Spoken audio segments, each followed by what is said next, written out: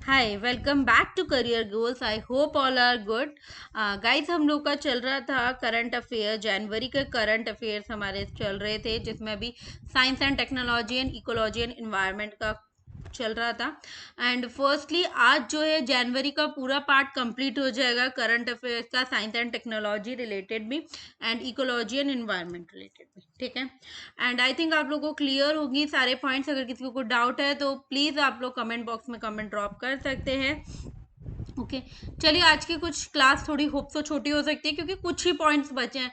At least 2 to 3 points बचे हैं जो आज हमको कवर करने हैं।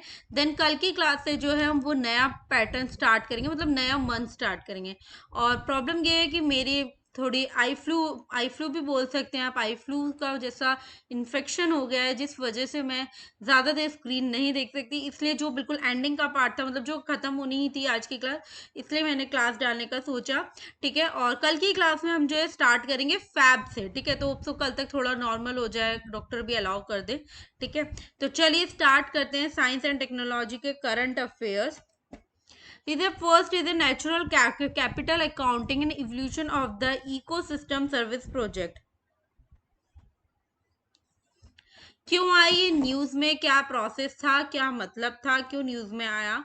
ए नेचुरल कैपिटल अकाउंटिंग, अकाउंटिंग आप सबको पता होगा, and valuation of the ecosystem service. अब किस चीज का करना था? इकोसिस्टम सर्विस का। और ये पूरी एक इंडियन फर्म है, NCAVES, natural capital accounting valuation of the ecosystem services. NCAVES जो है इंडिया फर्म 2021 की एक फर्म है। Is organised by the ministry of statistics and programme. इसको किसने ऑर्गेनाइज किया था? इसको ऑर्गेनाइज किया था ministry of statistics and programme implantation ने, जिसको हम लोग बोलते हैं MOSPI in a virtual format. ठीक है, इन्होंने जो है इसको ऑर्गेनाइज किया था MOSPI ने इन वर्चुअल फॉर्मेट में। ठीक है, the MOSPI has taken up a several initiative, बहुत सारे इनिशिएटिव लिए अंडर द प्रोजेक्ट। इस प्रोजेक्ट से related like a natural capital accounting and valuation of ecosystem services, जिसका एम था to advance the theory and practices of ecosystem accounting in India.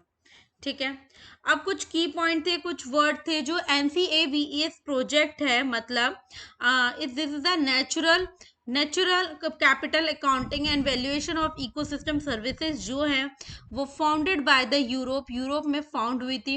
And jointly किसके साथ work करा इन्होंने? United national static division के साथ, UNSD के साथ इन्होंने वर्क भी किया।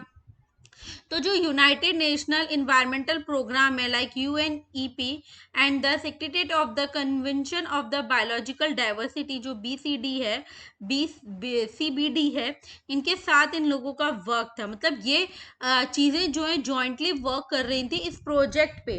इंडिया जो है उसमें से one of the 5 country taking part in this project. India भी उसमें एक ऐसा कंट्री था जिसने इस काम में पार्ट लिया था।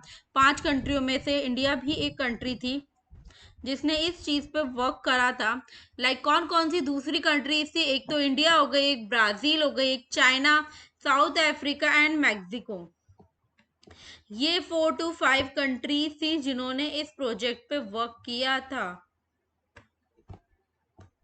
ठीक है, इंडिया के अंदर, इन इंडिया, NCAVES, अगर आप लोगों को अभी फुल फॉर्म प्रॉब्लम होती है तो आप पीछे जाके देख सकते हैं।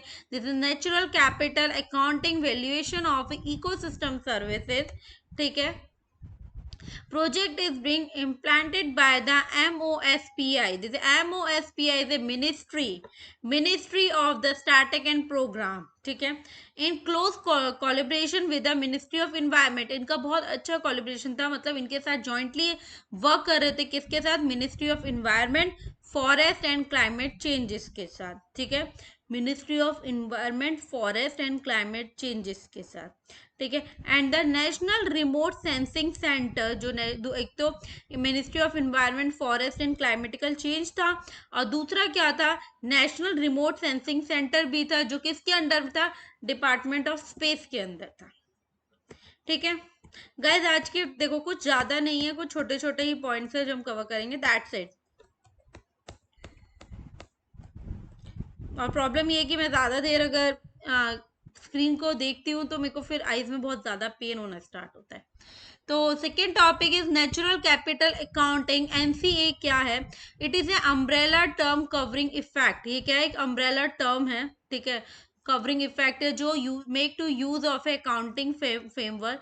जो किस चीज के लिए हो रहा है? अकाउंटिंग फ्रेमवर्क के लिए यूज होता है, जो प्रोवाइड करता है एक सिस्टमैटिक वे में मेजर को, रिपोर्ट को, किस चीज के स्टॉक से रिलेटेड, और फॉलो करता है एक natural capital. Natural capital is a another term for the stock. Natural capital क्या है? एक दूसरी टाइप की टर्म है, ठीक है। Natural capital is another term for the stock of A renewable and non renewable sources. Guys I think आप लोगों को पता होगा रिन्यूएबल और नॉन रिन्यूएबल सोर्सेज क्या होते हैं,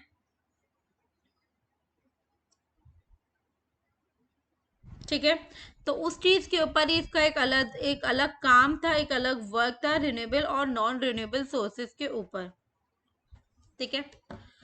that combine to yield a flow of benefit to the pupil। NCA जो नेचुरल कैपिटल अकाउंटिंग जो है उन्होंने कवर किया अपना accounting for individual environmental asset से और रिसोर्स से, जितने भी बोथ एबायोटिक और एबायोटिक कंपाउंड से, लाइक जैसे water, mineral, energy, timber, fish, as well as accounting for a ecosystem assets, for example forest and wetland. Biodiversity और इकोसिस्टम की जो सर्विस थी वो दोनों में थी, किसमें? फिजिकल भी और मोनेटरी टर्म्स में भी। Just like the compilation of the national account of the country is guided by the system of a national account for a natural capital accounting, the system of the environmental eco accounting is taken. जो भी system है environmental accounting system का, ये environment economic accounting का, वो provide करता है एक फ्रेमवर्क किस चीज़ के लिए? मेजर करने के लिए या लिंक बिठाने के लिए इन्वायरमेंट और इकोनॉमी के बीच में।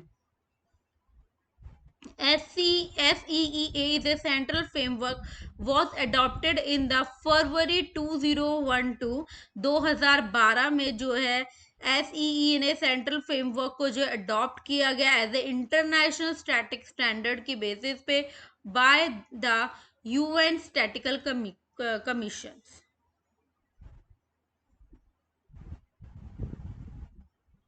The SEEA account bring into the direct focus the relationship between the environment।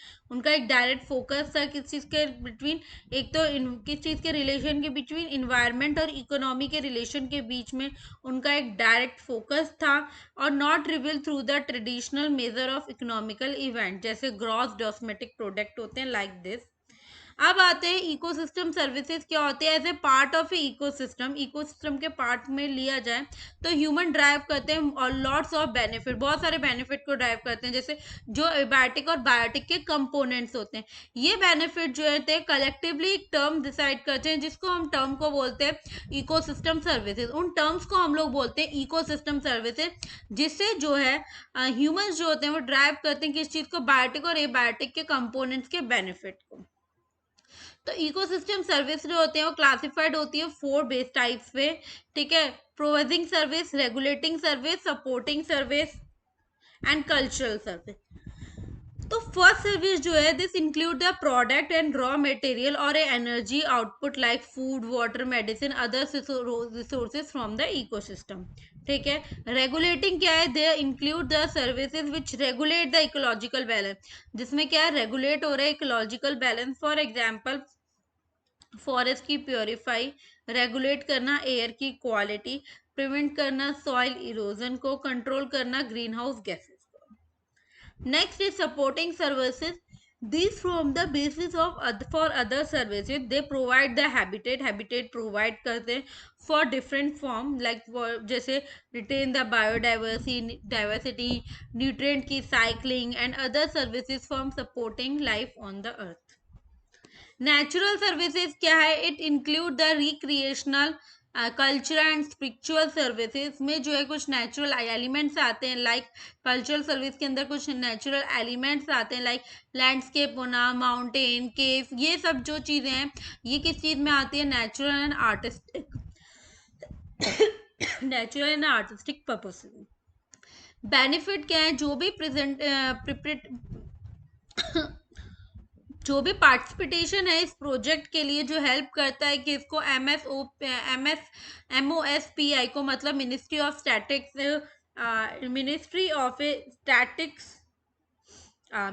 Static and program implementation को जो भी हेल्प करता है, जो भी उसमें हेल्प करता है, conference the compilation of the environmental account as per the SNCEA framework and release करता है वो एक इन्वायरमेंटल अकाउंट को, देन वो पब्लिश किया जाता है on the annual basis from the 2018. Several of these accounts are closely related to the social and economical attribute. बहुत सारे अकाउंट्स होते हैं जो क्लोजली किससे रिलेट करते हैं, सोशल एंड इकोनॉमिकल एट्रीब्यूट से, making them A useful tool for the policy.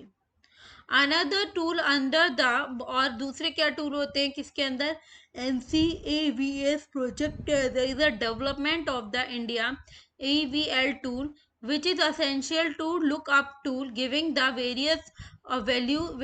values of a various ecosystem service in the different state of the country. Ecosystem accounting जो होती है वो आपको प्रोवाइड करवाती है इंफॉर्मेशन किस चीज़ के लिए, exist of the ecosystem, and condition based होती है on the selected indicator, clear flow करती है एक अपना इकोसिस्टम सर्विसेज को.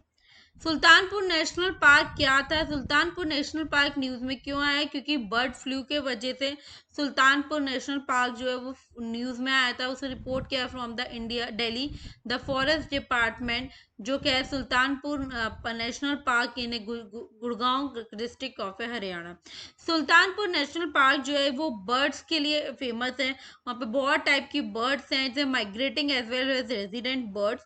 ठीक है, जो माइग्रेटिंग बर्ड्स हैं वो स्टार्ट करती हैं arriving in the park in the September. Bird use करती है उस पार्क को as a resting place till the March to April. ठीक है, during the summer and monsoon month, the park is inhabited by the national bird species.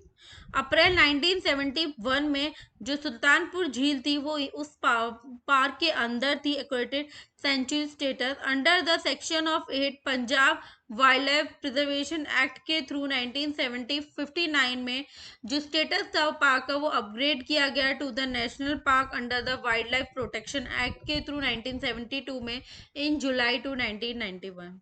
Important fauna at the park is a mammals हुए, बहुत सारी hoc dear हुए, संबर लियोपैड्स हुए etcetera. Birds भी बहुत सारी टाइप की हैं.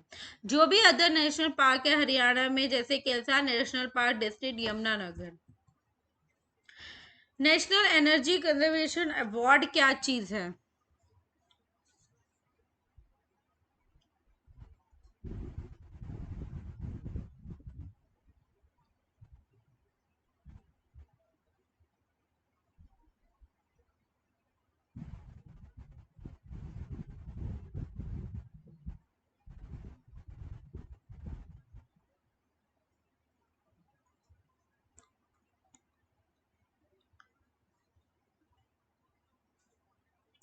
तो भाई guys next is a national energy conservation award क्या चीज है, किसको मिलता है ये.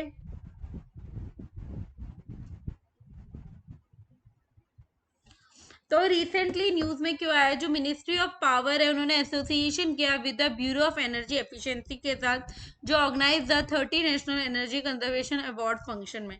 इस इवेंट के अंदर स्टैंडर्ड लेबलिंग प्रोग्राम हुआ for air compressor and ultra high definition का, अल्ट्रा हाई डेफिनेशन टीवी और द वॉलंटरी बेसिस पे जो इनिशिएट किया गया, and then the portal was also launched.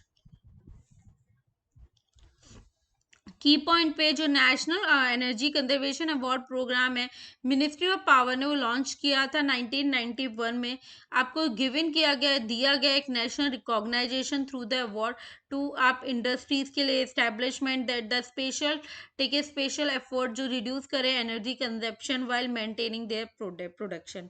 जो भी अवार्ड था, the awards were given away from the first time on 14 December 1991 declare किया गया the national energy conservation day.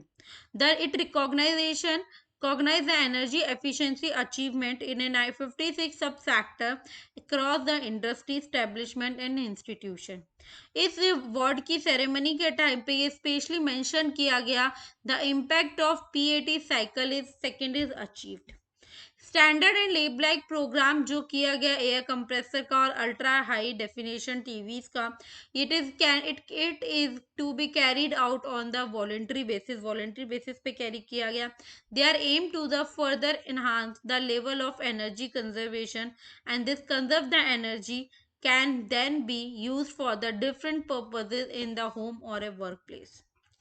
क्या क्या पर्पसेस से क्या क्या अचीवमेंट, इधर परफॉर्म अचीवा एंड ट्रेड स्कीम जो थी वो मार्केट में किस बेसिस पे आई, वो आई मार्केट बेस्ड मैकेनिज्म पे, जिसमें वो सर्कुलेट कर रहे थे एज वेल एज उस चीज को, उसकी एनर्जी को बढ़ा रहे थे इन लार्ज एनर्जी के फॉर्म में और इंडस्ट्रियल फॉर्म में। वो आपको प्रोवाइड कर रहा था एक ऑप्शन ट्रेड के लिए any additional certificate energy saving के साथ साथ with other design consumer to comply with a specific energy consumption reduction target। It can be implemented by the BEE, ठीक है, as a flag barrier which has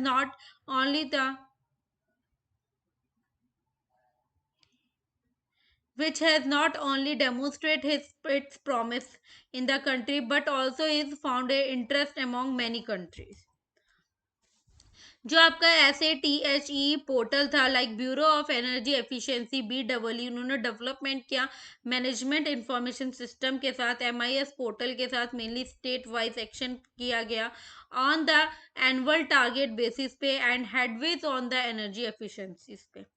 जो भी SDAS थे, it is a portal for the state designed agency, ये एक state designed agency के portal से for the state level activity को चेकआउट करने के लिए, उन पे निगरानी रखने के लिए एक पोर्टल डिजाइन किया गया, this is state designed agency. जो भी capture status of energy efficiency है, यूजफुल होती है इन capturing the physical and financial status को कैप्चर करने के लिए, progress of energy efficiency activity के लिए being implemented by the state and UTS across the country, thus it will be the facilitate the real time। तो SATPHI क्या है? It is analytical technical help institute. It is an initiative of a department of science and technology. वो provide करता है एक share professionally manage service को, strong science and technology infrastructure को, facilities को, सर्विस को, जो डिमांड ऑफ फैसिलिटीज हैं, रिसर्चर्स हैं, उन to enable them to carry out R&D activities on the round the clock wise with the minimum down time. जो sustainable and circulated adoption है, effective